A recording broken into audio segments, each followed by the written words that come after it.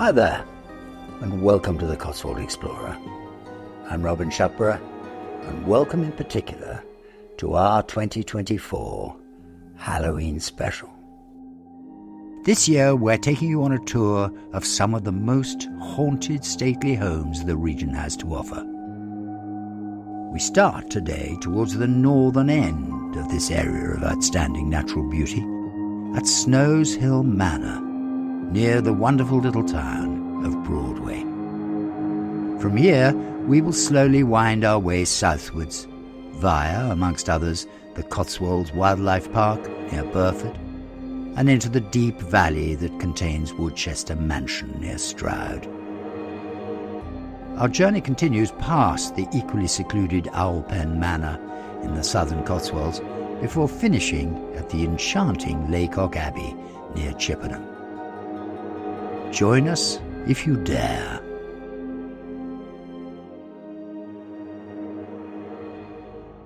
Snowshill Manor, now in the tender care of the National Trust, is a 16th century manor house which, having declined into a state of extreme despair over the latter end of the 19th century, was bought by an eccentric individual by the name of Charles Paget Wade.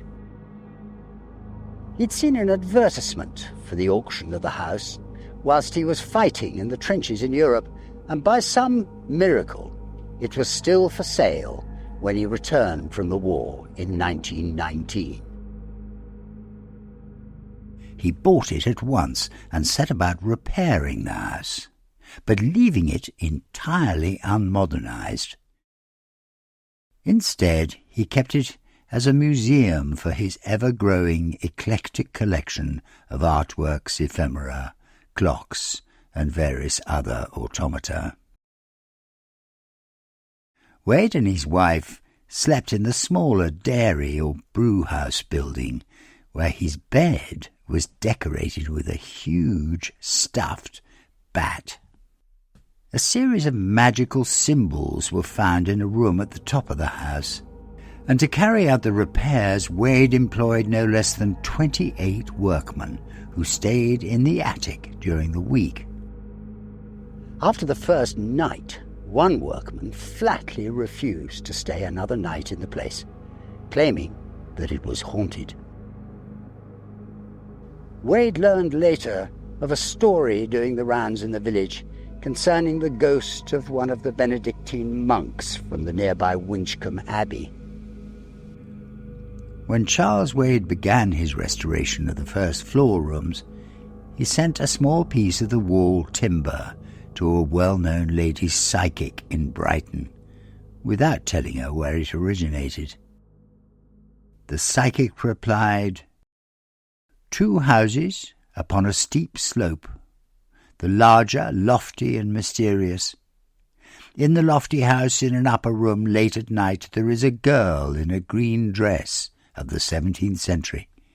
She is greatly agitated. She paces anxiously up and down the room. She doesn't live here and will not stay the night." It was only much later that Wade came across a story that may have explained the origins of the ghostly tales at the manor. It centred around a clandestine marriage that took place in one of the upper rooms of the house on the eve of St. Valentine's Day in 1604. Anne Parsons, a 16-year-old orphaned heiress, related by marriage to John Warne, who owned Snowshill Manor at the time, was forcibly removed from the home of her guardian by one Anthony Palmer, a handsome 20-year-old servant. She was taken to Snowshill Manor and married to Palmer at midnight in the room above the Great Hall by the vicar of the nearby Cotswold village of Broadway. Thereafter, she refused to stay at Snowshill, and the dejected wedding party was forced to travel by night to the village of Chipping Camden. The marriage was eventually declared invalid by the Court of the Star Chamber. The room is now known as Anne's room, and perhaps it's her unhappy ghost that paces the boards. Another incident which some believe has contributed to the ghostly atmosphere of the house is a duel which is supposed to have occurred in the room known as Zenith, in which one of the participants died a horrible death. Some think, however, that Snowshill Manor is really haunted by the spirit of a former owner. Indeed, one former owner in particular, a certain Charles Marshall, whose phantom has reportedly been encountered on one of the lanes leading to the manor, riding a large black horse. A farm worker came across the apparition a number of times before he eventually plucked up the courage to speak to the ghost. It seems that the ghost spoke back to him, telling him to visit one of the farm's outbuildings that midnight, where he would learn some important information. Nobody knows what took place that night, but rumour has it that Marshall's spirit passed on the location of some hidden gold. For soon afterwards, his widow arranged for expensive building work and renovation to be carried out at Snowshill.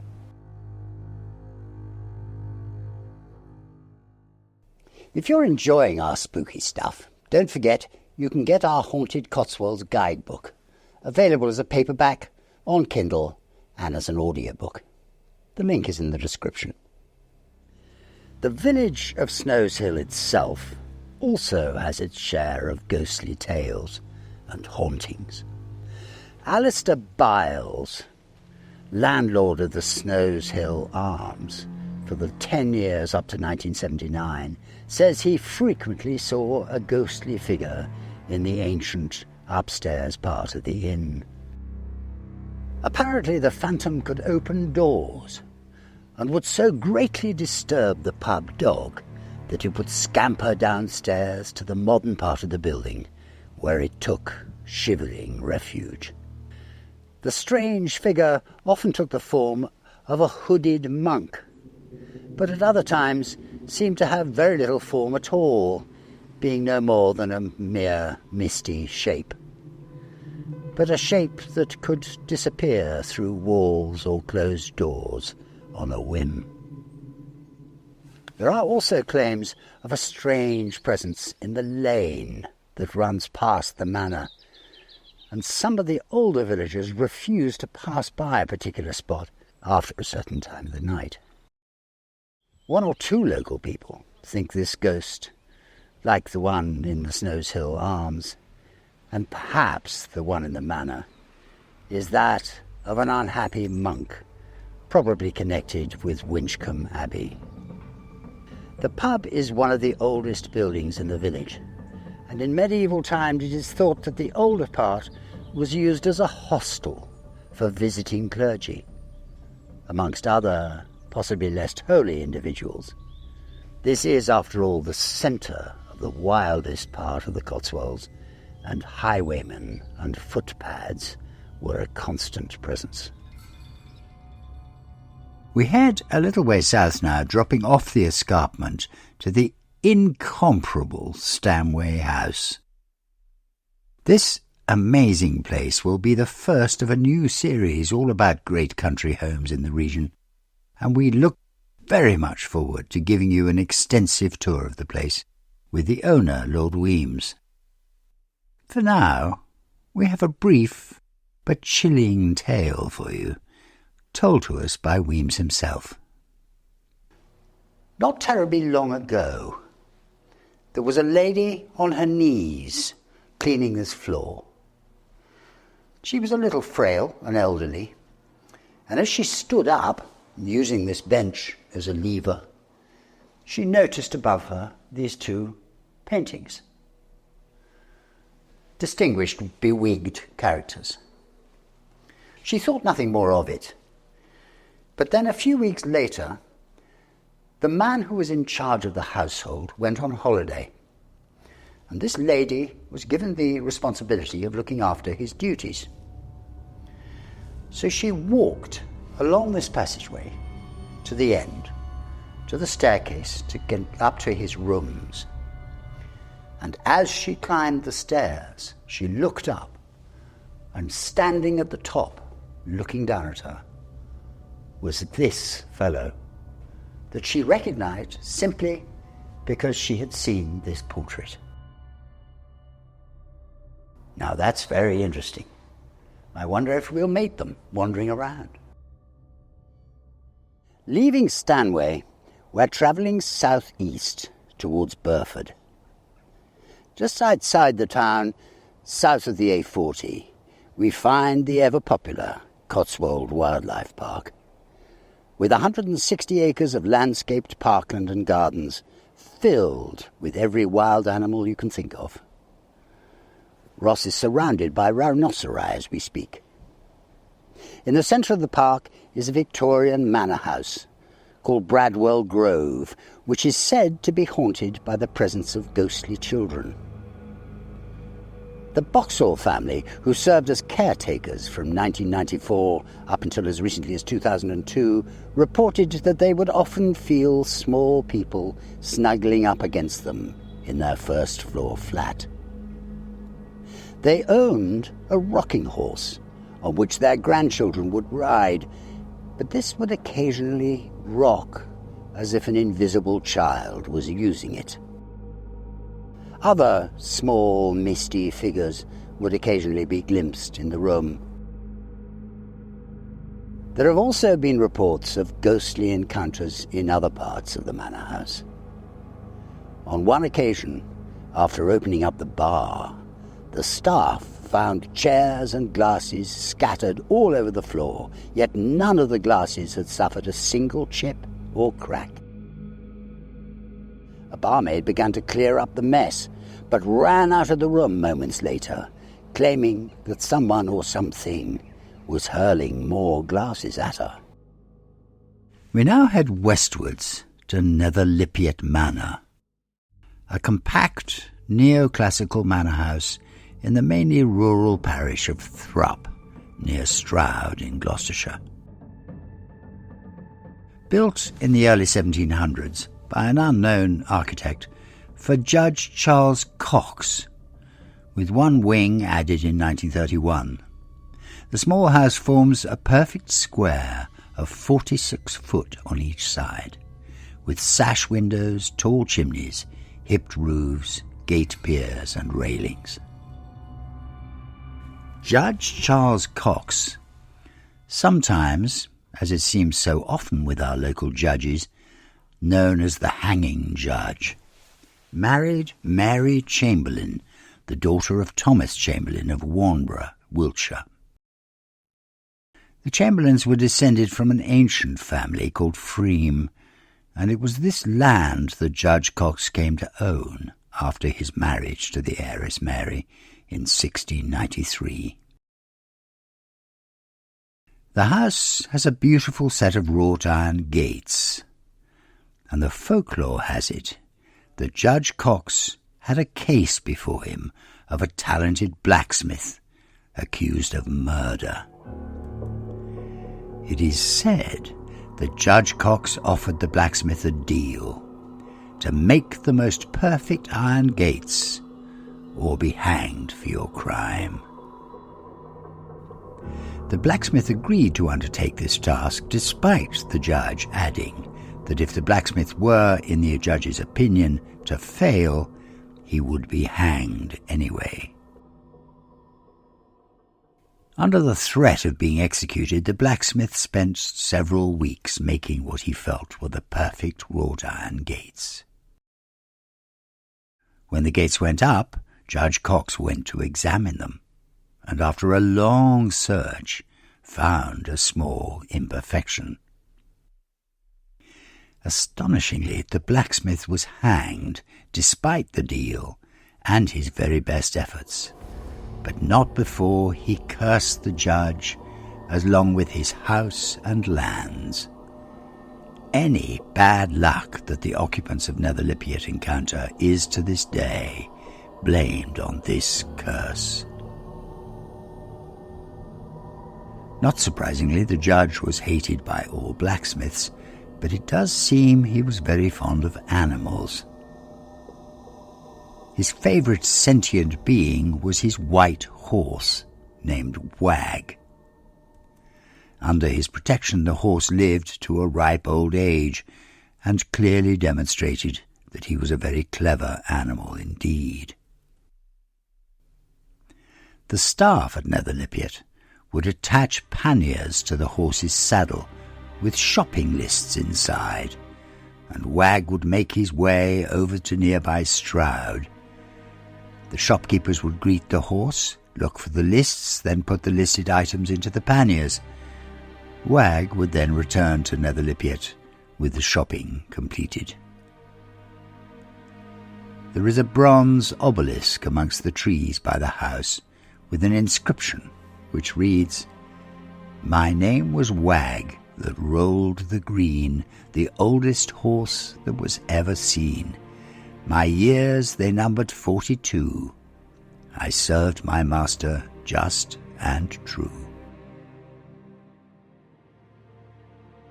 The house and its lands are said to be haunted by the hanged blacksmith and Wag the horse. The story goes that on every January the 25th, the date the blacksmith lost his life, his ghost rides on a galloping spectral white horse, said to be Wag, and charges through the iron gates, with the blacksmith wailing loudly. Slightly further west, we arrive at Woodchester Mansion, a Gothic revival house in Nymphsfield, Gloucestershire. This is a building that was never properly lived in, mainly because it was never completed. The mansion was abandoned by its builders in the middle of construction, leaving behind a building that appears complete from the outside, but with floors, plaster, and whole rooms missing inside. It has remained in this state since the mid-1870s. Woodchester Mansion is approached via a long and rutted track.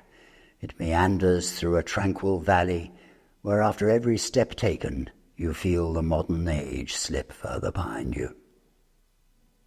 Suddenly you round a bend, and there, huddled against a hillside, is a glorious apparition in golden limestone. Turrets and towers loom over you, hollow windows gaze outwards, while grotesques and gargoyles leer down at you from the soaring walls of this imposing house that time forgot. The valley now occupied by Woodchester Mansion was originally part of the estate of the Ducie family. Legend has it that when the second Earl of Ducie threw a lavish dinner to celebrate his succession to the earldom in 1840, he was somewhat taken aback when his father's ghost interrupted the festivities by occupying the seat that he was intending to sit in at the head of the table. Indeed, it gave him such a fright that he left the place, never to return. In 1845, a man with considerable wealth by the name of William Lee bought the northern part of the estate and began planning a house that would stand as a lasting testimony to his Catholic faith. He approached Augustus Pugin, the master of Gothic revival architecture, whose designs included the Houses of Parliament in London. The two men, however, frequently disagreed, especially regarding finances, and by the 1850s Lee's great project had been passed to a 21-year-old architect called Benjamin Bucknell. Even Bucknell's design included plenty of extravagance, as a result of which craftsmen and builders laboured on its construction for 16 years. In 1868, for reasons which have never been fully explained, the workers suddenly downed tools and left the site, leaving its rooms unfinished and its windows unglazed. There are rumours that supernatural activity may have been responsible, or indeed that a murder took place on the site. Whatever the explanation, on entering the mansion today, you step into a time warp, revealing a mid-19th century building site. A selection of Victorian tools are scattered about the interior. Ladders remain propped where they were left against exposed walls. There are upstairs corridors with staircases missing, fireplaces hanging suspended in mid-air, doors leading nowhere, and upstairs corridors end at precarious drops, from which you truly begin to appreciate the sheer magnitude of this remarkable house. Following William Lee's death in 1873, his son, also named William, asked Bucknell to provide him with 2 quotes, one to complete the house, the other to demolish it. But the mansion was subsequently abandoned because both quotes proved prohibitively expensive. The only room ever to be finished was to accommodate a visit in 1894 by Cardinal Vaughan, Roman Catholic Archbishop of Westminster, for which the drawing room was hurriedly completed. American and Canadian troops set up camp in the fields opposite the house during the Second World War, and needing storage for their equipment, they commandeered the house's cellars. They used the lakes in Woodchester Park to train for the D-Day landings, and during one exercise, 2 soldiers were drowned when a bridge over the lake collapsed. Their bodies were brought back to the mansion, and since then some mediums have reported sensing the presence of people in military uniform inside. And 1940s music has been heard eerily drifting along the corridors. There have also been reports of a phantom monk who has been spotted wandering around the lakes, and who it is believed drowned after skating on the frozen lake. The ice was not strong enough to stand his substantial bulk. Also on the lake, a coffin has been glimpsed floating on the water. Nearby, there are reports of 2 Roman soldiers marching through the valley, one of whom is carrying his head. The house also includes a rather interesting chapel, where the unusual smell of freshly extinguished candles has been experienced, although no candles have been burned prior to any visit. Other people have glimpsed a short man standing on one of the chapel doorways, staring up at the windows with a very concerned expression. It is thought that he may be the ghost of a stonemason, and that his anxiety may concern the damage caused to the chapel's stonework due to water ingress during the time the house had been abandoned. He may also be behind the small stones that visitors have occasionally reported being flicked across the room, with nobody visible in the direction from which they came. Although my money is on the jackdaws. Here in the kitchen, a phantom female voice has been heard singing an Irish lament, and there have been reports of a youngish man crouched in a corner who appears to be hiding from somebody. Perhaps from the tall man who's been seen standing in the kitchen doorway, apparently searching for somebody, as he leans towards the very place where the younger man has been sighted. Elsewhere, a young girl has been spotted skipping playfully up and down the house's grand staircase, and on the first floor corridor, the ghostly image of a young woman has occasionally been seen, standing at one end of the windows, watching the comings and goings of visitors below. Another bizarre story relates to a dog owned by the caretaker of the house at the time, who on one occasion sat on the sofa and wagged its tail at someone it could obviously see, but who remained invisible to the caretaker. Moments later, the dog proceeded to lick thin air, and although nobody was visible to the human eye, the dog's tongue was definitely pressing against something. In more recent times, Woodchester has hosted a number of ghost hunts or paranormal nights, generating hundreds of reports of eerie happenings and strange mists captured on digital cameras. One such occasion was an investigation carried out by the Ghosts Club, whose General Secretary, Robert Snow, tells a fascinating tale. "We all heard," he said, "a strange sound coming towards us, I can only describe it as sounding like a combination of a heavy wooden box being drawn across a rough floor, a jet aircraft, and an express train. As it approached, it grew louder until by the time it reached us, it was absolutely deafening. I was leaning against a wall, which was vibrating, and so was the floor. I shone my torch, but could see nothing to account for the noise. A thorough investigation had revealed no intruders. Travelling southwards again, we come across Owlpen Manor, nestling in a shallow wooded valley near to the Gloucestershire village of Dursley. This house is arguably the most haunted of all the Cotswolds grand houses. Its construction was started in 1450 by the Owlpen family. Most of what is visible today had been completed by 1616, at which time the house had already acquired its most famous and oldest ghostly resident, Queen Margaret of Anjou. She was the formidable wife of Henry VI, whose weak and ineffectual reign saw the most acute phase of the Wars of the Roses. Margaret had joined forces with Richard Neville, known as Warwick the Kingmaker, in an attempt to restore her husband to the throne of England, from which he had been deposed by the Yorkist Edward IV. On the night of the 3rd of May 1474, she is said to have stayed at Owlpen Manor, sleeping in the tapestry room. The next day, her son, Prince Edward, was killed as he fled the field at the Battle of Tewkesbury, heading for sanctuary at nearby Tewkesbury Abbey.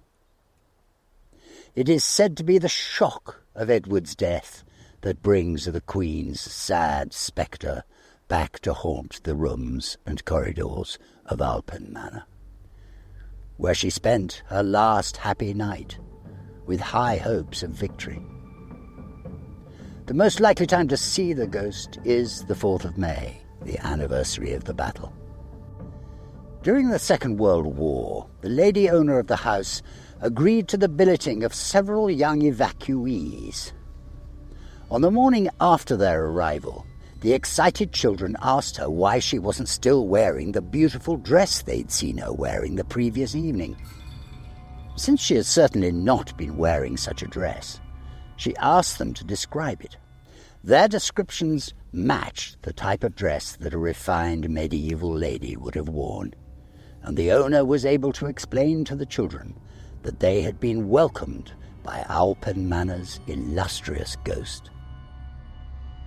Other ghosts at Owlpen include Thomas Daunt, a Georgian squire who, it is said, participated in the black arts.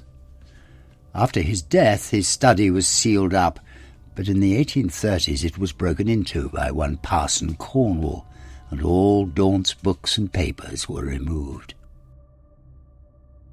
Cornwall burnt the books on a huge bonfire at the front of the house. The story goes that the smoke from the fire transformed into a flock of black crows which swooped on the terrified villagers who had gathered to watch. Lastly, in this year's Cotswold Ghostly Tales, we arrive at Lacock Abbey. Founded in the early 13th century by Ella, Countess of Salisbury, as a nunnery of the Augustinian order, and right in the village of Lacock itself, the abbey has been the subject of various rumours of hauntings amongst its medieval cloisters and Gothic rooms. It was once home to the groundbreaking photographer William Henry Fox Talbot, and is said to provide a home to 2 ghosts, although it must be admitted Talbot failed to catch either of them in his early camera experiments. One of the apparitions is a beautiful young woman, dressed in white, who has been glimpsed near the abbey's lake. Some have it that she's the spirit of Rosamond Clifford, thought to have been mistress to Henry II at the time of his estrangement from the formidable Eleanor of Aquitaine. There are those who believe that Rosamond's death in 1176 was a consequence of foul play by Eleanor herself. Other accounts, however, suggest that this white lady is in fact the medieval founder of the abbey, the Countess of Salisbury. The abbey's other ghost is said to be that of a very small man, dressed all in black and with a severely bent back. Perhaps wary of the public gaze, he has only ever been glimpsed for a few fleeting moments before he disappears. It is said that the skeleton of such a man was unearthed at the abbey some time ago, although no date for this discovery has been established. I'm sure you will agree that the Cotswolds, with its ancient heritage, magnificent settlements and grandiose houses, plays host to an enchanting range of ghostly tales and rich folklore, some of which we hope you've enjoyed today. Join us again soon for more eerie tales on our next travels, and meanwhile, don't forget to subscribe to the channel, pressing the bell icon so we can keep you informed when we post anything, and visit our website, thecotswoldexplorer.co.uk, for plenty more spooky tales, along with everything else we've posted over the years. Ross, Widget, Gizmo and I wish you a very happy Halloween.